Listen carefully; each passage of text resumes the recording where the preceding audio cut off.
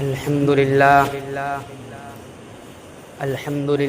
نحمده ونستعينه ونستغفره ونعوذ بالله من شرور أنفسنا ومن سيئات أعمالنا من يهده الله فلا مضل له ومن يضلل فلا هادي له ونشهد أن لا إله إلا الله وحده لا شريك له ونشهد أن سيدنا ومولانا محمدا عبده ورسوله صلى الله تعالى على خير خلقه وعلى آله وأصحابه وأزواجه وذرياته أجمعين أما بعد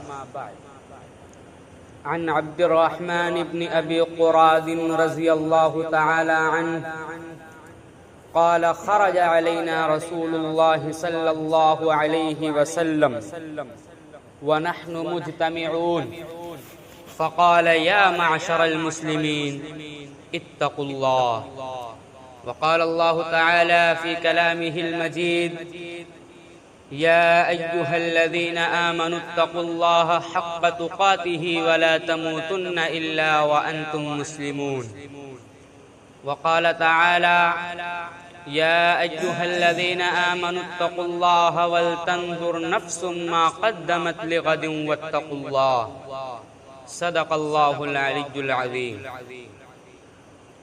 میں نے آپ حضرات کے سامنے ایک حدیث پاک کا ٹکڑا پڑھا ہے۔ اس حدیث میں جو کچھ اللہ کے نبی صلی اللہ علیہ وآلہ واصحابہ وسلم نے ارشاد فرمایا، میں اس کا صرف ایک پیغام آپ کے سامنے رکھنے کی کوشش کروں گا۔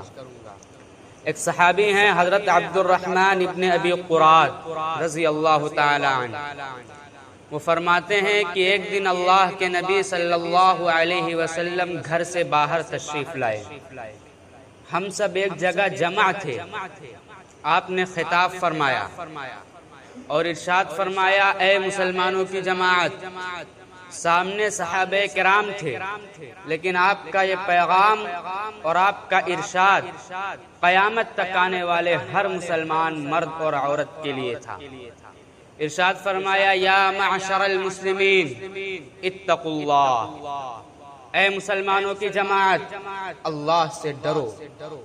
اللہ کا ڈر اور خوف اور حرام سے اور شبہ حرام سے اپنی زندگی کو بچا لے جانا ہر مسلمان مرد اور عورت پر لازم ہے اور ضروری۔ کیوں؟ اس لیے کہ تقوی ساری عبادتوں کی جڑ اور بنیاد۔ نماز بڑی عبادت، روزہ بھی بڑی عبادت، حج بھی بڑی عبادت، لیکن اگر یہ ساری عبادتیں تقوی سے خالی ہیں تو ان عبادات کی کوئی حیثیت نہیں۔ اللہ کے دربار میں نمازی ہونے کی بنیاد پر، حاجی ہونے کی بنیاد پر نجات تو مل سکتی ہے، لیکن اعزاز اگر مل سکتا ہے تو صرف اور صرف تقوی ہی کی بنیاد پر مل سکتا ہے۔ اس لیے کہ اللہ نے فرمایا ان اکرمکم عند اللہ اتقاکم، تمہارا اعزاز اور تمہارا اکرام اللہ کے دربار میں تقوی ہی کی بنیاد پر ہوگا اور کوئی بنیاد نہیں۔ اور یہی پیغام دیا اللہ کے نبی صلی اللہ علیہ وآلہ واصحابہ وسلم نے حجۃ الوداع کے موقع پر۔ آخری حج ہے اور آخری خطبہ ہے، آپ نے اعلان فرمایا، بڑی بڑی نصیحتیں فرمائی اور آخر میں یہ ارشاد فرمایا اے لوگوں، تم سب یہ سمجھ کر کے رکھو کہ اسلام آنے کے بعد سے صبح قیامت تک کوئی فضیلت نہیں ہے، لا فضل لعربی علی عجمی ولا لعجمی علی عربی، کوئی فضیلت نہیں ہے نہ عربی کو عجمی پر نہ عجمی کو عربی پر، نہ کالے کو گورے پر نہ گورے کو کالے پر۔ اگر اللہ کے دربار میں فضیلت مل سکتی ہے، اعزاز مل سکتا ہے تو تقوی کی بنیاد پر مل سکتا ہے۔ تمہارے دل میں اللہ کا خوف کتنا ہے یہ بنیاد ہے اور انسان کی زندگی کی بنیاد۔ اس لیے ارشاد فرمایا اللہ کا ڈر پیدا کرو، اور ڈر پیدا کتنا کرو؟ قرآن کریم اس کا اعلان کر رہا ہے یا ایھا الذین آمنوا اتقوا اللہ حق تقاتہ، اے ایمان والو اللہ سے ڈرو اور اتنا ڈرو کہ ڈرنے کا حق ادا کرو۔ اللہ فرماتے ہیں دیکھ تیری عبادتیں اللہ کے دربار میں تقوی ہی کی بنیاد پر قبول کی جائیں گی، وَلَكِنَّ الْبِرَّ مَنِ اتَّقَى، نیکیوں کی بنیاد ہی تقوی ہے۔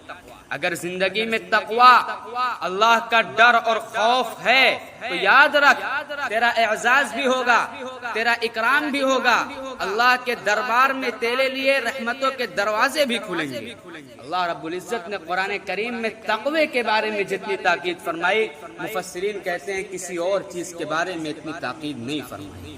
حد یہ ہے کہ قرآن کریم کی ایک آیت میں دو مرتبہ ایک ہی بات کو ارشاد فرما رہے ہیں، یا ایھا الذین آمنوا اتقوا اللہ ولتنظر نفس ما قدمت لغد واتقوا اللہ۔ ایمان والو اللہ سے ڈرو اور یہ دیکھو کہ آئندہ کل کے لیے تم نے کیا تیاری کر رکھی ہے، اور اللہ سے ڈرو۔ ایک آیت ہے اور بار بار اسی چیز کو ارشاد فرما رہے ہیں، کیوں؟ اس لیے کہ تقوی کے بغیر انسان کے اندر جتنی عبادات اور نیکیاں ہیں سب بے جان اور بے روح ہو جاتی ہیں۔ ایک ہی آیت ہے اور تین بار ایک ہی بات کو ارشاد فرمایا، ایک مرتبہ نہیں، دو مرتبہ نہیں، تین بار ارشاد فرمایا، لیس علی الذین آمنوا وعملوا الصالحات جناح فیما طعموا اذا ما اتقوا وآمنوا وعملوا الصالحات ثم اتقوا وآمنوا ثم اتقوا واحسنوا۔ اللہ سے ڈرو، ایمان لاؤ، اللہ سے ڈرو، ایمان لاؤ، اللہ سے ڈرو، نیک عمل کرو۔ کیوں؟ اس لیے کہ تقوی اگر نہیں ہے تو انسان کی ساری عبادتیں بے جان اور بے روح۔ اللہ نے فرمایا اللہ کا ڈر اور خوف پیدا کر تو تجھے انعام ملے گا، اللہ کا ڈر اور خوف پیدا کر تو تجھے انعام ملے گا، ان تتقوا اللہ یجعل لکم فرقانا۔ اگر اللہ کا ڈر پیدا کرے گا تو اللہ تجھے فرقان عطا کرے گا۔ یہ فرقان ہے کیا چیز؟ مفسرین کہتے ہیں فرقان ایک ایسا نور ہے جو تقوی کی بنا پر تیرے دل کے اندر پیدا کیا جائے گا، جس کی بنیاد پر تو صحیح اور غلط کو سمجھ لے گا۔ انعام تو بڑا انعام ہے، پھر فرمایا اور انعام ملے گا، وَمَن يَتَّقِ اللَّهَ يُكَفِّرْ عَنْهُ سَيِّئَاتِهِ وَيُعْظِمْ لَهُ أَجْرًا۔ تقوی کی زندگی کو پیدا کر تو اللہ اس تقوی کی بدولت تیرے گناہوں کو معاف فرما دے گا۔ آگے فرمایا وَيُعْظِمْ لَهُ أَجْرًا، اور اللہ تیری عبادتوں کا ریٹ اور بھاؤ بڑھا دے گا۔ کیا مطلب؟ یعنی اگر متقی ہے اور 2 رکعت نماز پڑھتا ہے تو اس کا ثواب اللہ کے دربار میں غیر متقی کی 100 رکعتوں سے بھی زیادہ ہوگا۔ آگے ارشاد فرمایا وَمَن يَتَّقِ اللَّهَ يَجْعَل لَّهُ مَخْرَجًا وَيَرْزُقْهُ مِنْ حَيْثُ لَا يَحْتَسِبُ، کہ تقوی کی زندگی کو پیدا کر تو اللہ تجھے تیری ساری پریشانیوں سے نجات عطا فرمائے گا، اور فرمایا وَيَرْزُقْهُ مِنْ حَيْثُ لَا يَحْتَسِبُ، اللہ تیری روزی میں، تیرے کاروبار میں خیر و برکتیں پیدا فرما دے گا، ایسی برکت کہ جس کا تو تصور بھی نہیں کر سکتا، ایسی برکت کہ جس کا تو تصور بھی نہیں کر سکتا۔ یہ اللہ کا انعام ہے کہ تقوی کی بنیاد پر اللہ اس کی ساری پریشانیوں سے نجات عطا فرما دیتا ہے۔ اس لیے فرمایا اللہ سے ڈرو حیث ما کنتم، جہاں کہیں بھی تم ہو، اور یہ دیکھو کہ میرے والدین، میرے رشتہ دار، میرے اعزاء اقربا، دوست اور احباب، کوئی مجھ کو نہیں دیکھ رہا، لیکن وہ اللہ جو آنکھوں کی کنکھیوں کو بھی جانتا ہے، دلوں کی دھڑکنوں کو بھی جانتا ہے، کوئی چیز اسے ڈھکی چھپی نہیں، وہ اللہ مجھ کو دیکھ رہا ہے، اس سے کوئی چیز چھپی ہوئی نہیں ہے، وہ اللہ مجھ کو ہر وقت دیکھ رہا ہے۔ میرے بھائیوں، تقوی یہ صرف ایک لفظ نہیں بلکہ یہ پوری زندگی کا طرز عمل ہے۔ اگر ہمارے اندر تقوی پیدا ہو گیا تو فرماتے ہیں اگر دل میں اللہ کا خوف ہے تو تیرا ہاتھ حرام تو نہیں چھوئے گا، دل کہے گا کہاں جا رہا ہے، کیا چھو رہا ہے، یہ تو حرام ہے، تیرا اللہ تجھے دیکھ رہا ہے۔ پاؤں غلط راستے پر نہیں جائے گا، کیوں؟ اس لیے کہ دل میں اللہ کا خوف ہے اور دل میں سے بھیجتا ہے پاؤں کو، ہاتھ کو، آنکھ کو، کان کو، زبان کو، دماغ کو، ہر چیز دل کے تابع ہے۔ اس لیے فرماتے ہیں اللہ کا ڈر اور خوف اپنے دلوں کے اندر پیدا کر لو، ہر حرام سے بچ جاؤ۔ تقوی یہ صرف یہ ایسا نور ہے جو دلوں کو روشن کرتا ہے، آنکھوں کو حیا سکھاتا ہے، پاؤں کو غلط راستے پر جانے سے روکتا ہے، ہاتھوں کو غلط چیزوں کو چھونے سے روکتا ہے۔ آج اگر ہم نماز پڑھتے ہیں، روزہ رکھتے ہیں، زکوٰۃ دیتے ہیں، حج کرتے ہیں، لیکن جھوٹ، دھوکہ، غیبت، بدکاری اور بدنگاہی سے نہیں بچتے ہیں تو ابھی ہم متقی نہیں بنے۔ یاد رکھیں، صرف ظاہری عبادت تقوی کا معیار نہیں ہے، بلکہ باطن اور قلب کی صفائی یہ اصل تقوی ہے۔